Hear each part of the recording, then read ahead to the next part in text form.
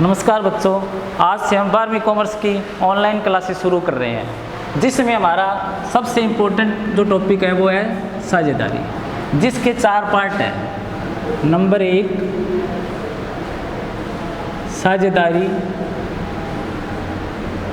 का सामान्य परिचय।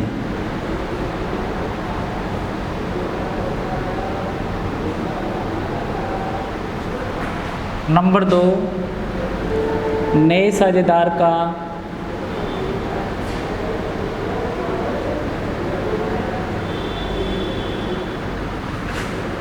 प्रवेश।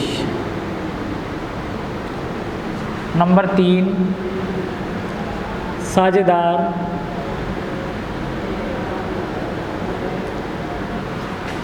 की निवृत्ति या मृत्यु पर लेखे। और नंबर 4 है फर्म का समापन।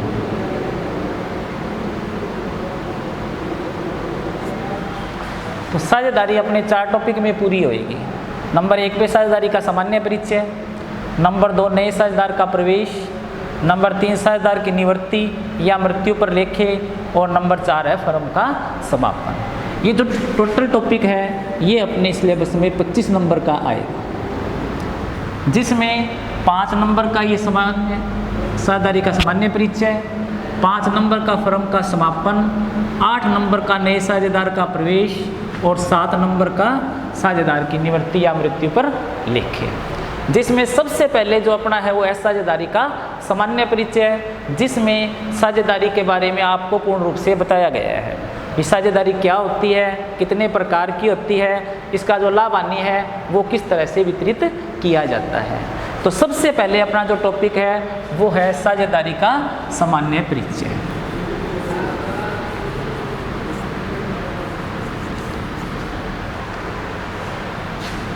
अब नॉर्मल वे में अपने कहते हैं कि साझेदारी होती क्या है, साझेदारी क्या है। तो नॉर्मल अपने कहते हैं कि जब 2 या 2 से अधिक व्यक्ति मिलकर कोई व्यापार करते हैं तो उसे अपने साझेदारी कहते हैं। लेकिन इतनी सी परिभाषा नहीं है इसकी। साझेदारी की जो परिभाषा दी गई है, जो इसके लिए अधिनियम बना हुआ है अपना भारतीय साझेदारी अधिनियम 1932।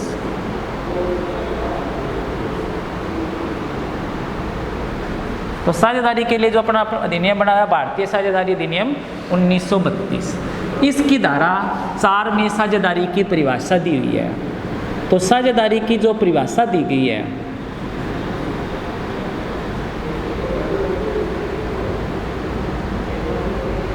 वो दी गई है धारा 4 में। साझेदारी की जो परिभाषा दी गई है वो भारतीय साझेदारी अधिनियम 1932 की धारा 4 के अंतर्गत दी गई है। और साझेदारी क्या कहते हैं, यानी इसके अंदर जो परिभाषा दी गई है वो क्या कहती है, साझेदारी 2 या 2 से अधिक व्यक्तियों के पारस्परिक संबंध को कहते हैं। साझेदारी 2 या 2 से अधिक व्यक्तियों के पारस्परिक संबंध को कहते हैं, जो किसी ऐसे व्यवसाय के लाभों को एक निश्चित अनुपात में बांटते हैं, जिसका संचालन उनमें से कोई एक व्यक्ति या सारे व्यक्ति मिलकर करते हैं।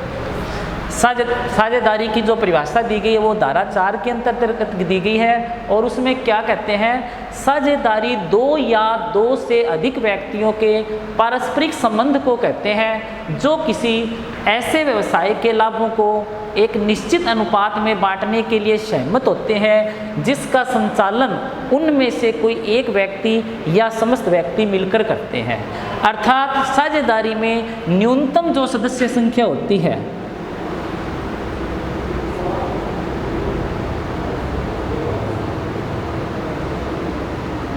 वो 2 होती है। यानी किसी भी साझेदारी में न्यूनतम जो सदस्य की संख्या होती है वो 2 होती है, लेकिन अधिकतम सदस्य संख्या है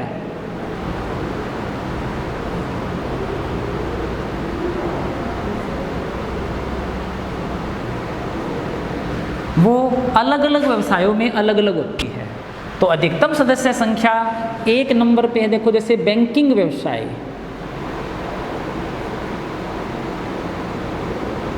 तो बैंकिंग व्यवसाय में जो अधिकतम सदस्य संख्या है वो 10 है। लेकिन जो अन्य व्यवसाय है बैंकिंग व्यवसाय को छोड़कर,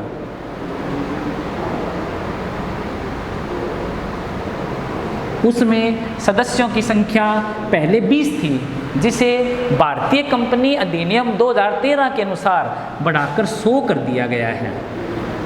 यानी कि पहले जो भारतीय कंपनी अधिनियम 1932 बना था, साझेदारी अधिनियम 1932, उसमें जो साझेदारों की अधिकतम सदस्य संख्या थी वो बैंकिंग व्यवसाय में 10 थी और अन्य व्यवसाय में 20 थी।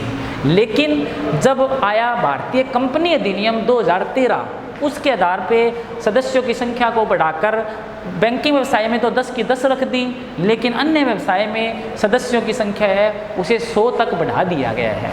तो किसी भी साझेदारी में न्यूनतम जो सदस्य संख्या होती है वो 2 होती है, लेकिन अधिकतम सदस्य संख्या बैंकिंग व्यवसाय में 10 तथा अन्य व्यवसाय में 100 तक होती है। तो भारतीय साझेदारी अधिनियम 1932 की धारा 4 में यही परिभाषा दी गई है कि 2 या 2 से अधिक व्यक्तियों के पारस्परिक संबंध को साझेदारी कहते हैं। यानी 2 व्यक्ति या उससे अधिक व्यक्ति, अधिक यानी बैंकिंग व्यवसाय में 10 और अन्य में 100 तक व्यक्ति हो, तो उनका जो पारस्परिक संबंध होता है वो क्या कहलाता है? साझेदारी कहलाता है। जो किसी ऐसे व्यापार के लाभों को एक निश्चित अनुपात में बांटते हैं, ऐसे व्यापार के लाभों को एक निश्चित अनुपात में बांटते हैं। कैसे व्यापार के लाभों को? जिसका संचालन उनमें से कोई एक व्यक्ति करता है या फिर समस्त व्यक्ति मिलकर करते हैं। अर्थात उस व्यवसाय को या तो कोई एक अकेला व्यक्ति चलाएगा, उसमें अकेला व्यक्ति काम करेगा, या सारे व्यक्ति मिलकर काम करेंगे। जो व्यक्ति वहाँ पर काम करता है उस व्यक्ति को अपने सक्रिय साझेदार कहते हैं, लेकिन जो व्यक्ति वहाँ पर कार्य नहीं करता उसे अपने क्या कहेंगे? सुसुप्त साझेदार या निष्क्रिय साझेदार कहा जाता है। तो उस व्यापार का संचालन उनमें से कोई एक व्यक्ति करेगा या फिर सारे व्यक्ति मिलकर करेंगे, और उसका जो लाभ होएगा वो कैसे बांटा जाएगा? एक निश्चित अनुपात में बांटा जाएगा। यदि निश्चित अनुपात नहीं दिया हुआ है तो लाभों को हमेशा इक्वल यानी बराबर बराबर ही बांटा जाता है। तो भारतीय साझेदारी अधिनियम 1932 की धारा 4 के अंदर साझेदारी की परिभाषा दी गई है। अब अपने आते हैं, देखो ऐसे क्वेश्चन आ गया कि न्यूनतम सदस्य संख्या कितनी है, तो आप वो कितनी बताओगे? कि न्यूनतम सदस्य संख्या है वो 2 है, लेकिन अधिकतम सदस्य संख्या है वो बैंकिंग व्यवसाय में 10 और अन्य व्यवसाय में 100 तक चली जाती है। अब इसमें 3 वर्ड आते हैं, देखो एक तो आ गया अपना साझेदार,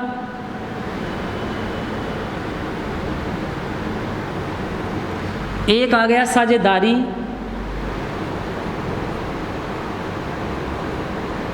और एक आ गया फर्म। पहला है देखो साझेदार। अब साझेदार कौन व्यक्ति होता है? जो व्यक्ति साझेदार फर्म में काम करेगा वो व्यक्ति क्या कहलाएगा? साझेदार कहलाएगा। जो व्यक्ति साझेदारी में काम करता है या साझेदारी में प्रवेश लगता है, व्यवसाय करता है, वो क्या कहलाता है? साझेदार कहलाता है। अब पूछ ले साझेदारी क्या है? तो साझेदारों का जो आपसी संबंध है, जो उनका आपसी व्यापारिक संबंध है, वो क्या है? साझेदारी है। फर्म क्या है? साझेदारों द्वारा जो व्यापार चलाया जाता है वो फर्म कहलाती है। यानी फर्म कभी अकेला व्यक्ति नहीं चला सकता। फर्म चलाने के लिए साझेदारी का होना जरूरी होता है। नॉर्मल वे में अपने ऐसे कह देते हैं राम एंड सन्स या संदीप ब्रदर्स, ये नाम अपने देखते हैं, लेकिन अपने पता नहीं चलता कि इसका मतलब क्या है। उसका मीन ये होता है कि जैसे संदीप एंड ब्रदर्स आ गया तो उसका मीन है कि उस व्यवसाय में संदीप के साथ साथ उसके जो भाई है वो भी वहाँ पर पार्टनर है। या राम एंड सन्स आ गया तो उसके अंदर जो पार्टनर है, एक तो राम है और उसके जो पुत्र है उसके साथ क्या है? पार्टनर है। तो जो व्यक्ति साझेदारी फर्म में काम करता है वो क्या कहलाता है? साझेदार कहलाता है। उनके द्वारा जो बीच का जो संबंध होता है वो साझेदारी कहलाता है, और उनके द्वारा जो व्यवसाय चलाया जाता है उसे अपने फर्म कहते हैं। अब आता है कि साझेदारी है वो कितने प्रकार की होती है। साझेदारी को आप कितने प्रकार से बांट सकते हो या उसे कितने भागों में बांटा जा सकता है? तो साझेदारी आपकी है वो 10 प्रकार की होती है। साझेदारी के प्रकार, साझेदारी है वो 10 प्रकार की होती है। नंबर 1, ऐच्छिक साझेदारी।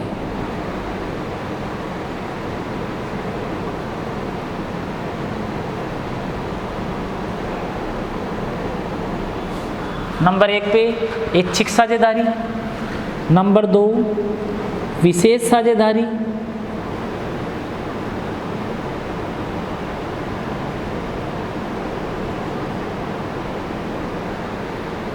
नंबर 3 पे निश्चितकालीन साझेदारी।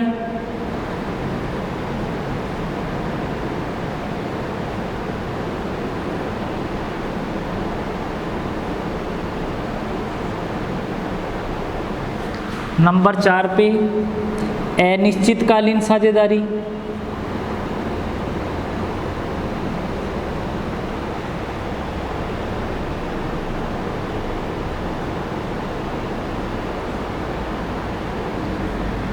नंबर 5 पे सीमित साझेदारी।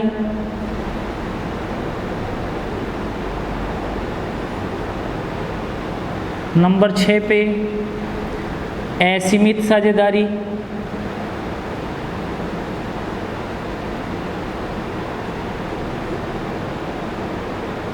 नंबर 7 पे व्यापारिक साझेदारी।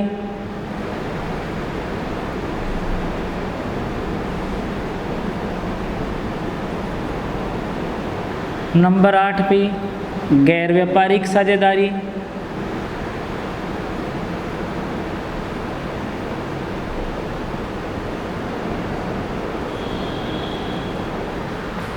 नंबर 9 वैध साझेदारी।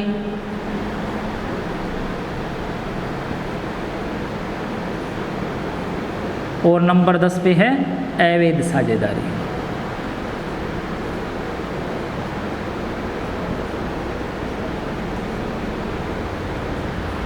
तो साझेदारी को 10 भागों में बांटा जाता है। पहली है ऐच्छिक साझेदारी। ऐच्छिक साझेदारी जैसा नाम से ही पता चल रहा है, ऐसी साझेदारी जिसका समापन साझेदारों की इच्छा पर निर्भर करता है, अर्थात इसका समापन कभी भी किया जा सकता है जब साझेदारों की इच्छा हो। यानी कि इस पे कोई बाउंडेशन नहीं होता कि साझेदारी है वो हमें कितने समय तक चलानी पड़ेगी। जब एक साझेदार चाहेगा कि हमें साझेदारी का समापन कर देना चाहिए, तो वो क्या करेगा, एक नोटिस देकर दूसरे साझेदार को और वो साझेदारी को समाप्त कर देगा। तो ऐच्छिक साझेदारी किसे कहते हैं? वह साझेदारी जिसमें साझेदारी का समापन साझेदारों की इच्छा पर निर्भर करता है, वो ऐच्छिक साझेदारी कहलाती है। यानी इसमें जो समापन होगा वो किस पर निर्भर करेगा? साझेदारों की इच्छा पर। ये जरूरी नहीं है कि आप 10 साल चलाओ, 5 साल चलाओ या कितने समय के लिए जाओ। जब एक साझेदार चाहेगा, दूसरे साझेदारों को नोटिस देकर और साझेदारी का समापन कर देगा। नंबर 2 पे है विशेष साझेदारी। विशेष साझेदारी या जिसको बोलते हैं अपनी विशिष्ट साझेदारी। तो विशेष साझेदारी वह साझेदारी होती है जो एक विशेष उद्देश्य के लिए की जाती है। विशेष साझेदारी वह साझेदारी होती है जो किसी विशेष उद्देश्य के लिए की जाती है और वह उद्देश्य समाप्त होते ही साझेदारी स्वतः ही समाप्त हो जाती है। वह उद्देश्य समाप्त होते ही साझेदारी स्वतः ही समाप्त हो जाती है, उसे विशेष साझेदारी कहते हैं। नंबर 3 पे है निश्चितकालीन। जैसे नाम से पता चल गया, निश्चित और कालीन, या निश्चितकालीन का मतलब निश्चित समय।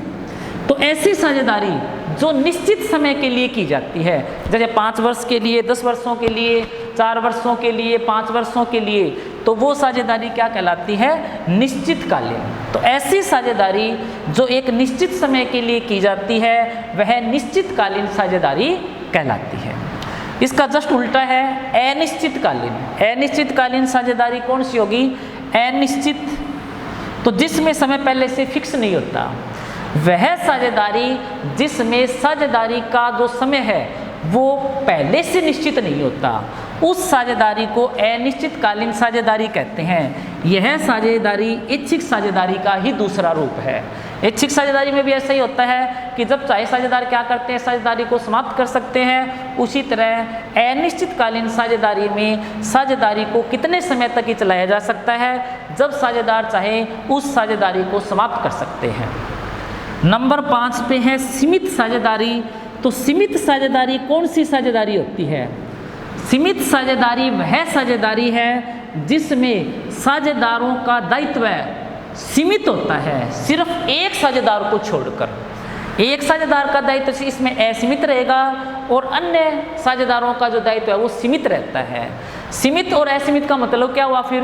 तो सीमित दायित्व का अर्थात ये होता है कि सीमित दायित्व में हम केवल किसी साझेदारी की पूंजी का ही उपयोग कर सकते हैं यदि फर्म दिवालिया हो जाती है।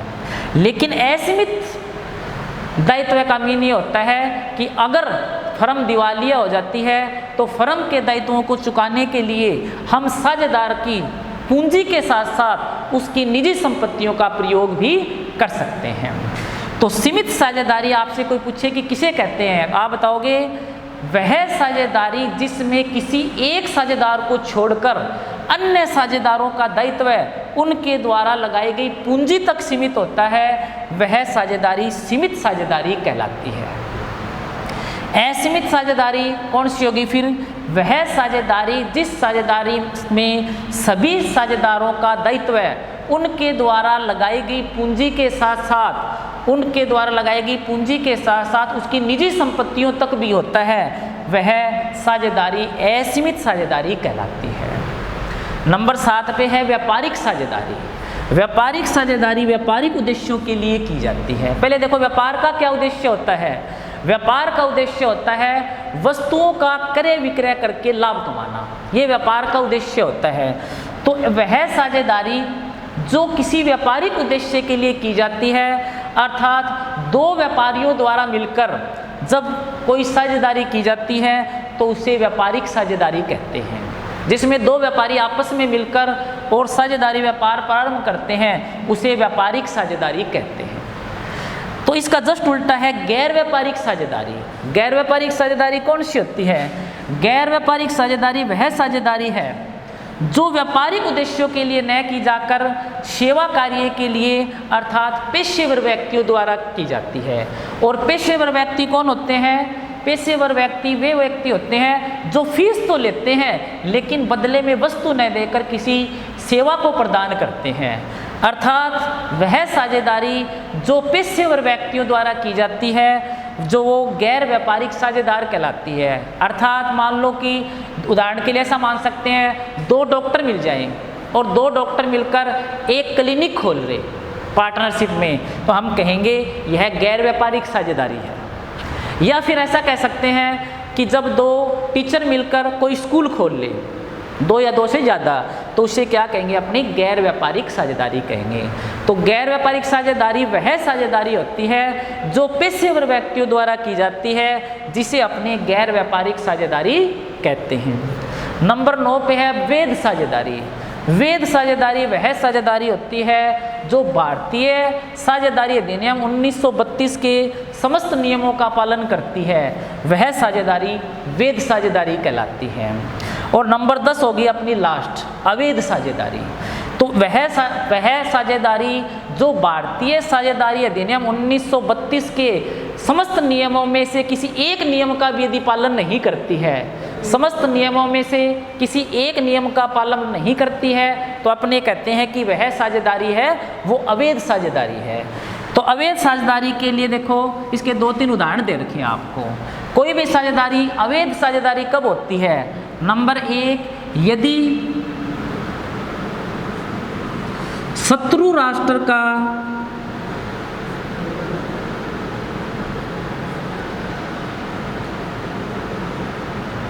कोई सदस्य फर्म में साझेदार हो, यानी कोई भी साझेदारी है वो अवैध को कहलाएगी यदि किसी शत्रु राष्ट्र का कोई सदस्य उस फर्म में साझेदार हो, तो उसको कहेंगे कि वो साझेदारी है वो कौन सी साझेदारी है? अवैध साझेदारी है। नंबर 2, यदि बैंकिंग व्यवसाय में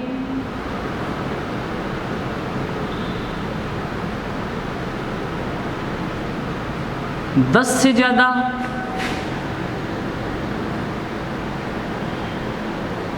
या अन्य व्यवसाय में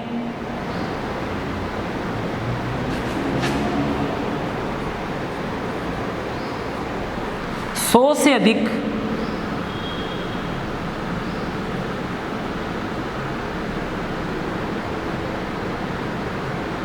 साझेदार हो। यदि बैंकिंग व्यवसाय में 10 से ज़्यादा और अन्य व्यवसाय में यदि 100 से ज़्यादा साझेदार हो जाते हैं तो वह साझेदारी अवैध हो जाती है। और नंबर 3 है, यदि किसी साझेदारी का उद्देश्य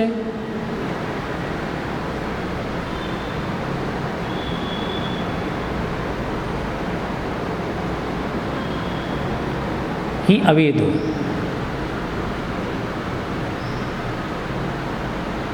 यदि किसी साझेदारी का उद्देश्य ही क्या हो, अवैध हो, तो हम कहते हैं वह साझेदारी है वो क्या है, अवैध साझेदारी है।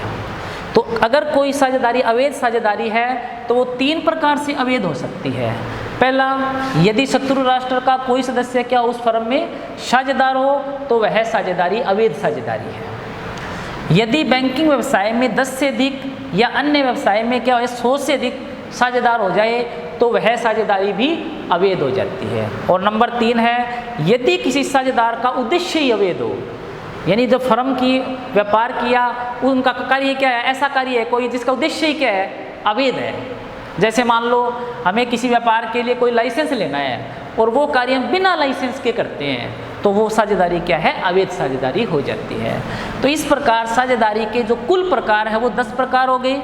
इच्छिक साझेदारी जो साझेदारों की इच्छा से समाप्त की जा सकती है, विशेष साझेदारी जो किसी विशेष उद्देश्य के लिए की जाती है और वह उद्देश्य समाप्त होते ही साझेदारी स्वतः ही समाप्त हो जाती है, निश्चितकालीन साझेदारी जो एक निश्चित समय के लिए की जाती है, अनिश्चितकालीन साझेदारी जिसका कोई समय निश्चित नहीं होता है, सीमित साझेदारी जिसमें साझेदारों का दायित्व उनके द्वारा लगाई गई पूंजी तक सीमित होता है, असीमित साझेदारी जिसमें साझेदारों का दायित्व उनके द्वारा लगाई गई पूंजी के साथ साथ उसकी निजी संपत्तियों तक होता है, व्यापारिक साझेदारी जो व्यापारिक उद्देश्यों के लिए की जाती है, गैर व्यापारिक साझेदारी जो पेशेवर व्यक्तियों द्वारा की जाती है, वैध साझेदारी जो भारतीय साझेदारी अधिनियम 1932 के समस्त नियमों का पालन करती है वो वैध हो गई, और अवैध साझेदारी जो भारतीय साझेदारी अधिनियम 1932 के समस्त नियमों में से यदि किसी एक नियम का पालन भी नहीं करती है तो वो अवैध साझेदारी कहलाती है। और अवैध साझेदारी 3 प्रकार से होती है। यदि कोई शत्रु राष्ट्र का सदस्य फर्म में साझेदार हो जाए, बैंकिंग व्यवसाय में 10 से ज़्यादा और अन्य व्यवसाय में 100 से ज़्यादा साझेदार हो जाए, और यदि किसी साझेदारी का उद्देश्य ही क्या हो जाए, अवैध हो जाए। तो ये हो गए अपने साझेदारी के 10 प्रकार हो गए।